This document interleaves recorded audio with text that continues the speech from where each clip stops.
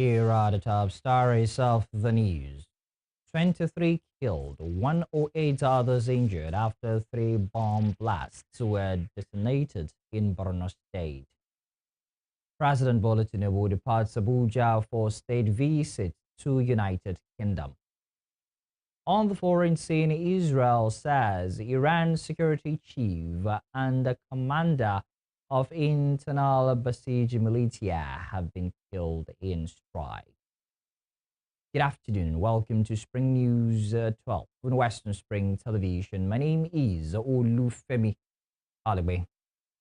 Police authorities in Maiduguri, the Borno state capital, have confirmed that a total of 23 persons were killed while 108 others sustained injuries after three bomb blasts were detonated on Monday night.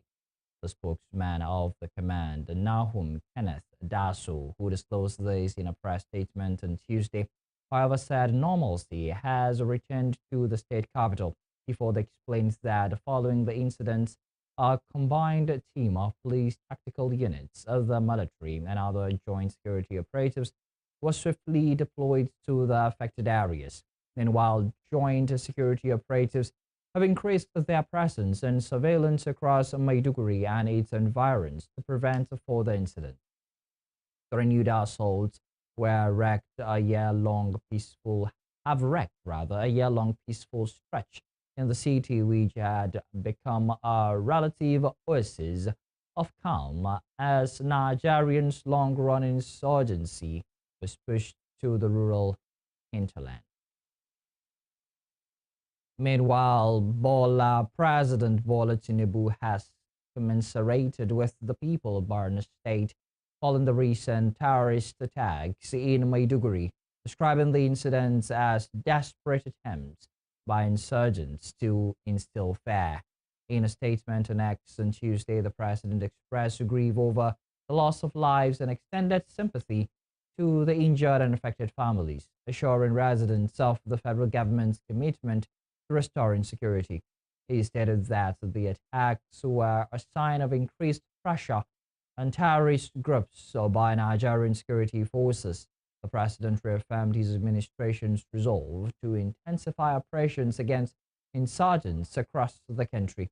Tinubu also commended security operatives for repelling coordinated attacks on military positions in the state, describing their response as courageous. The Understate Police Command has dismissed claims that four bandits were arrested at Akure Airport, directly contradicting an earlier statement by the Federal Airports Authority of Nigeria. In a statement on Monday, the command spokesperson Abayomi Jimo clarified that no security breach occurred at the airport and that reports of arrests of armed bandits were inaccurate. The command explains that the confusion stemmed from a tip-off received about suspected kidnappers operating around the Eleyowo axis, several kilometers from the airport. Acting swiftly, officers launched a targeted operation that led to the arrest of two individuals linked to kidnap logistics and support rather than four bandits at the airport.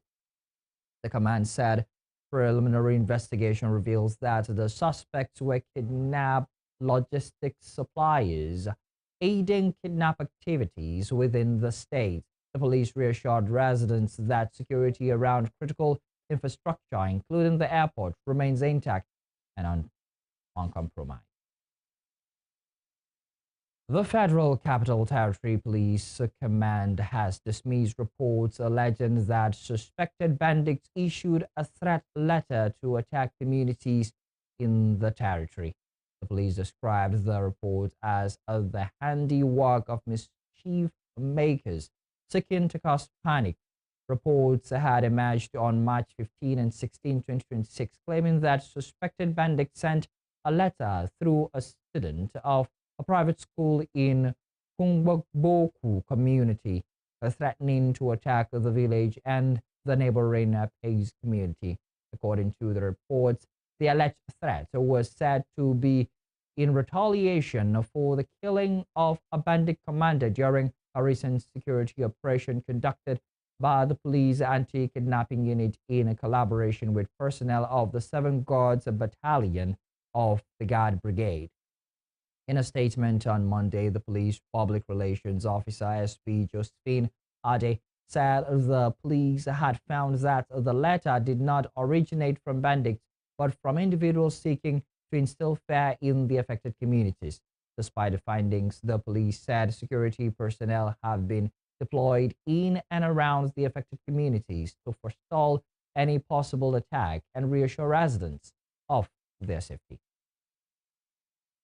Elsewhere, at least 26 passengers and crew sustained varying degrees of injuries on Monday following an accident involving the Kaduna-Abuja train. The Nigerian Railway Corporation made this known in an interim report issued on Monday by the Managing Director, Kayode Okwaifa.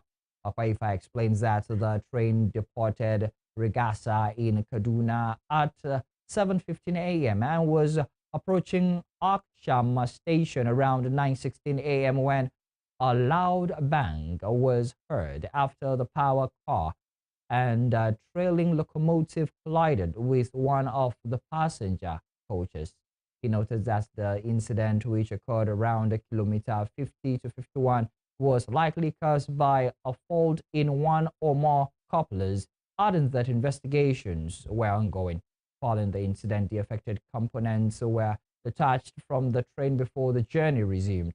A total of 481 persons were on board the train, including 429 passengers, crew members, security personnel, vendors, and other support staff.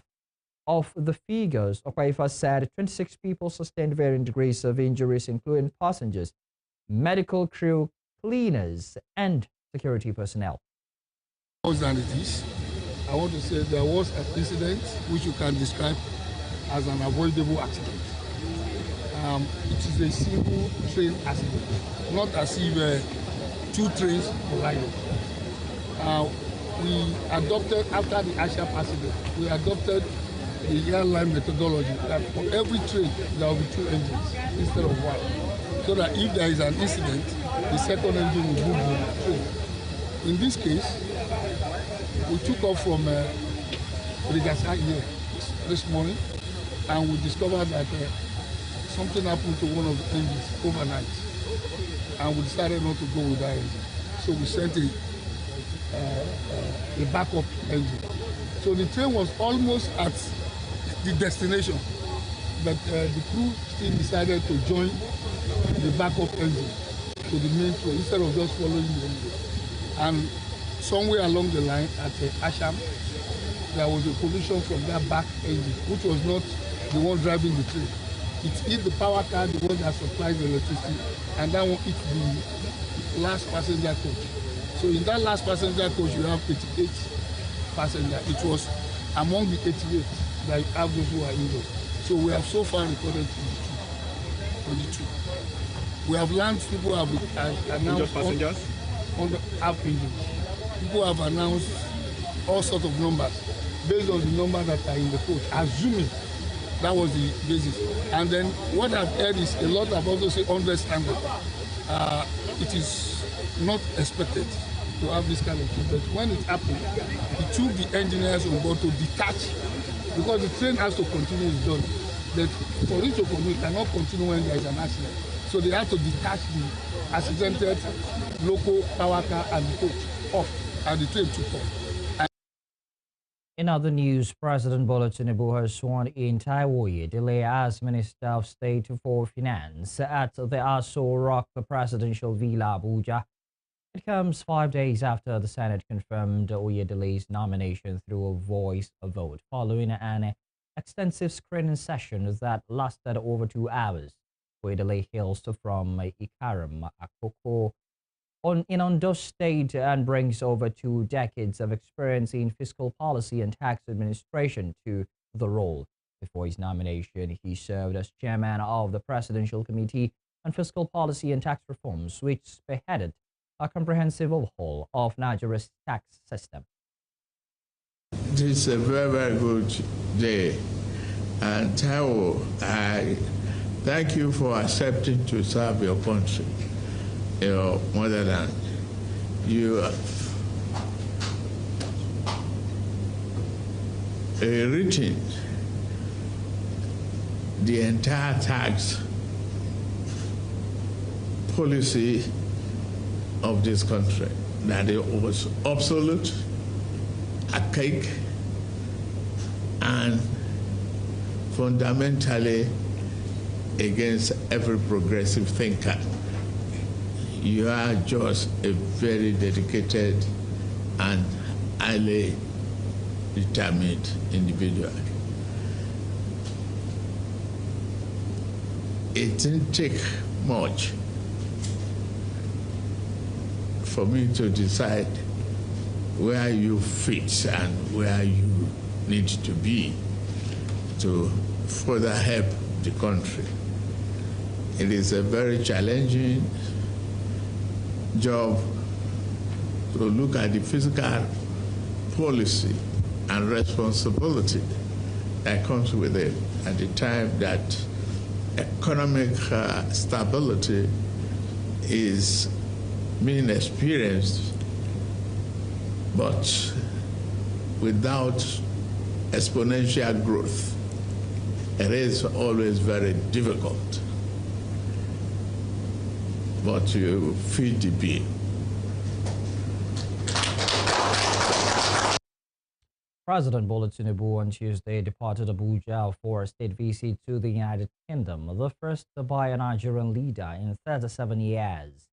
The Airbus A330 conveying the President and the First Lady, Senator Oluremi Tinubu, left the Nnamdi Azikiwe International Airport at approximately 10 a.m. A statement by the Special Advisor to the President on Information and Strategy, Bayo Onanuga, disclosed that the President and the First Lady would be guests of King Charles III and Queen Camilla at Windsor Castle from March 18 to 19. President Tinubu is also the first Nigerian leader to be hosted by the British monarch at Windsor Castle. The visit will feature a state banquet hosted by the royal family in honor of the Nigerian guests and private discussions between the king and the president. Moving on, Justice Mohammed Umar of the Federal High Court Abuja has threatened to commit the lead defense lawyer to politician and online publisher Omoyele Sowore for contempt over rudeness in court. For raising his voice in court, the judge ordered Showore's lawyer, Marshal Obubakar, to come out and kneel down in open court. Others lawyers, however, quickly prevailed upon the judge to forgive their colleague. Showore is being prosecuted by the Department of State Services for allegedly making false claims against the person of President Bola Tinubu by referring to him as a criminal in a post he made on his X and Facebook accounts. The activist lawyer drew the ire of the judge when he raised his voice while making submissions in court, insisting that the date chosen by the court for the defense to open its case was not convenient for him. Meanwhile, the Nigerian Bar Association has criticized Justice Umar for ordering Abubakar to kneel in court. NBA President Afam Osigwe said no judge has the power to order a lawyer to kneel in court. Officers of the Nigeria Customs Service Apapa Area Command have recorded yet another breakthrough in the war against illicit substances as the command, in joint collaboration with the National Drug Law Enforcement Agency, intercepted 2 containers laden with 3,398 cartons of codeine containing syrup concealed in household utensils at the Apapa port. The command's public relations officer, Isa Suleiman, explains that cumulatively the seizures had a duty paid value of 3.3 million naira. He commended the NDLEA for its seamless collaboration and unwavering support in the successful interception of the items. Suleiman said in a statement that both containers have been converted to seizure. You're watching Spring News at 12 on Western Spring Television. We will be right back after this break.